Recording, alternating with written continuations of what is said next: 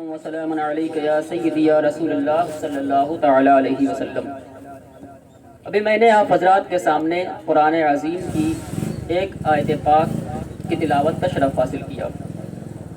اللہ تبارک و تعالی قرآن مجید میں ارشاد فرماتا ہے، قل، اے محبوب صلی اللہ تعالی علیہ وسلم آپ فرما دو، ان کنتم تحبون اللہ، اے لوگو اگر تم یہ چاہتے ہو کہ اللہ تبارک و تعالی تمہیں اپنا محبوب بنا لے، تمہیں اپنا دوست بنا لے، فاتبعونی یحببکم اللہ، تم میری اتباع کرو، اللہ تمہیں دوست بنا لے گا۔ یعنی نبی کریم رؤوف و رحیم صلی اللہ تعالی علیہ وسلم کی اتباع کرنے سے اللہ تبارک و تعالی اس بندے کو اپنا دوست بنا لیتا ہے اور اس بندے سے پیار کرتا ہے۔ اگر کوئی شخص ایسا ہے جو یہ تو کہتا ہے کہ ہم حضور کو مانتے ہیں، مسلمان ہیں، مومن ہیں، لیکن وہ نبی کریم علیہ الصلاۃ والتسلیم کی اتباع نہیں کرتا، آپ کے فرامین پر عمل نہیں کرتا، تو گویا کہ اللہ عز و جل ایسے بندے سے پیار نہیں فرماتا ہے۔ اللہ تبارک و تعالی کے پیارے حبیب صلی اللہ تعالی علیہ وسلم ارشاد فرماتے ہیں، بخاری شریف کی حدیث پاک ہے، اس کے علاوہ دیگر کتب احادیث میں بھی یہ حدیث پاک مرقوم ہے۔ میرے آقا علیہ السلام نے ارشاد فرمایا، لا یؤمن احدکم حتی اکون احب الیہ من والدہ وولدہ والناس اجمعین۔ میرے آقا علیہ السلام فرماتے ہیں کہ اے لوگوں سنو، تم میں سے کوئی بھی شخص اس وقت تک مومن کامل نہیں ہو سکتا ہے جب تک کہ وہ اپنے والدین سے، اپنے آل و اولاد سے، بلکہ دنیا کے تمام لوگوں سے زیادہ وہ مجھ سے محبت نہ کرتا ہو۔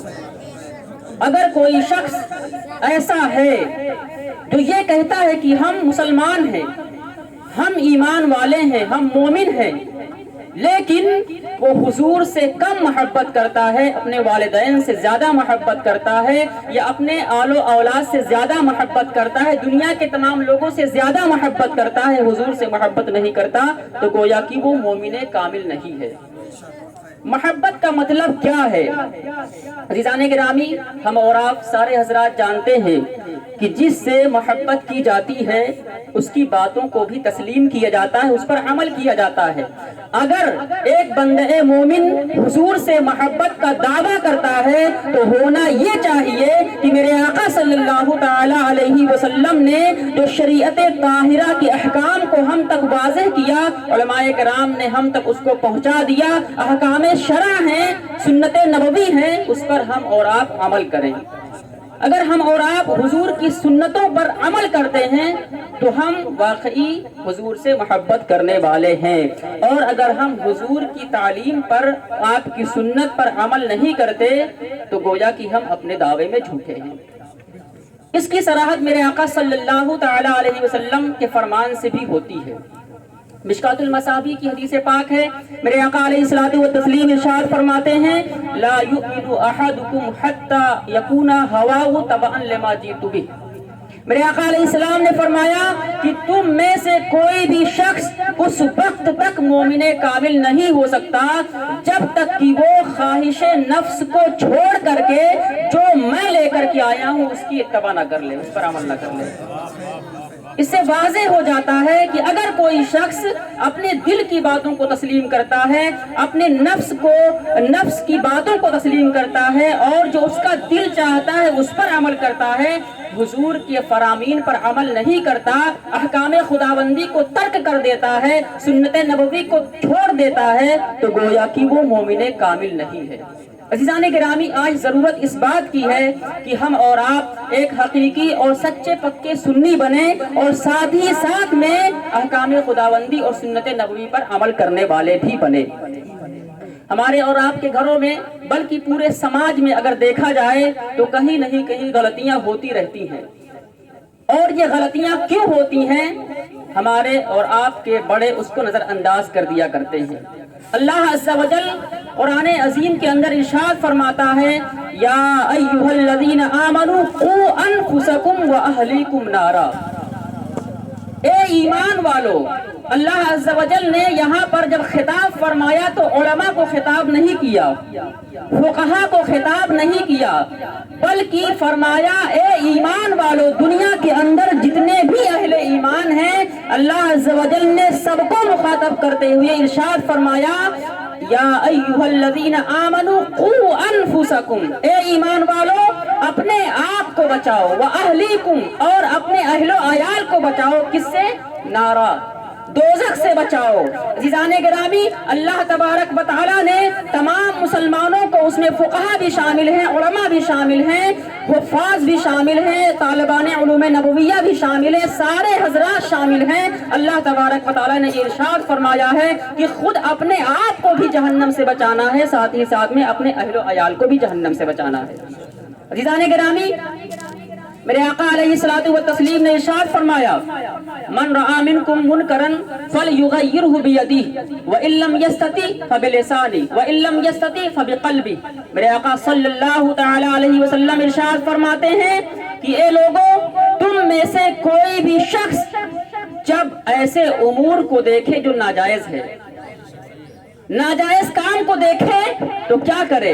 آقا نے فرمایا فلیغیرہ بیدہ، وہ اپنے ہاتھ سے روک دے۔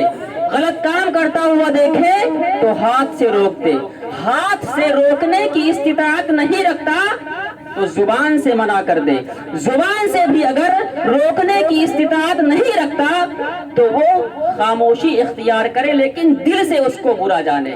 رفیقان گرامی، آج معاشرے کے اندر چاہے وہ مدارس ہو یا خانقاہ ہو یا اسٹیج ہو، ہم اور آپ یہ دیکھتے ہیں کہ ہمارے بڑے بڑے علماء کرام، فقہائے اسلام اور بڑی بڑی حیثیتوں کے مالک مسندوں پر بیٹھ کر کے برائیوں کو، غلطیوں کو دیکھتے رہتے ہیں، لیکن ان کو بولنے کی طاقت نہیں ہوتی ہے، جبکہ خداوند قدوس کے پیارے حبیب علیہ الصلوۃ والتسلیم نے یہ ارشاد فرمایا ہے کہ تم میں سے جب کوئی شخص غلط کام ہوتا ہوا دیکھے تو ہاتھ سے روک دے۔ اب یہ ہاتھ سے روکنا کس کا کام ہے؟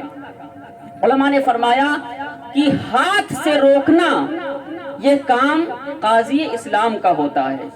قاضی اسلام کو یہ پاور ملتی ہے کہ وہ کسی کو سزا بھی دے سکتا ہے، کسی کو مار بھی سکتا ہے، اور اس کو وہ جس طریقے سے چاہے وہ برے کام کو روک سکتا ہے۔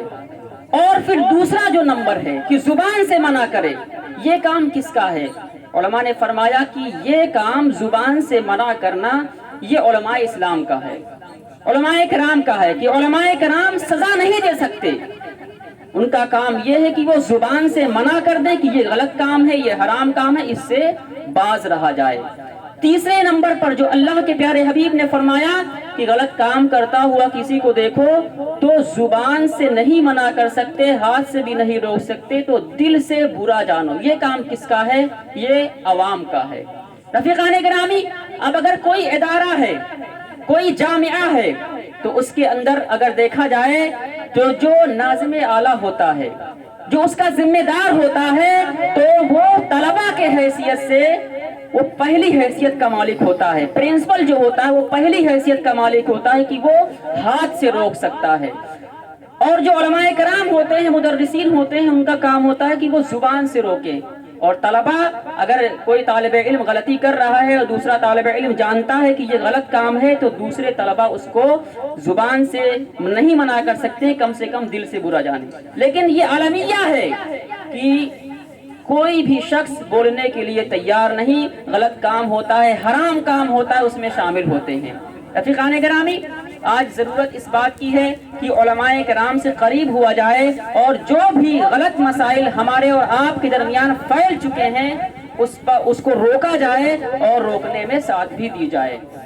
اللہ تبارک و تعالیٰ کی بارگاہ میں دعا ہے کہ مولا تبارک و تعالیٰ ہم تمام مسلمانوں کو نبی کریم صلی اللہ تعالی علیہ وسلم کی سنتوں پر عمل کی توفیق عطا فرمائے، اور احکام خداوندی پر بھی عمل کی توفیق عطا فرمائے۔ وآخر دعوانا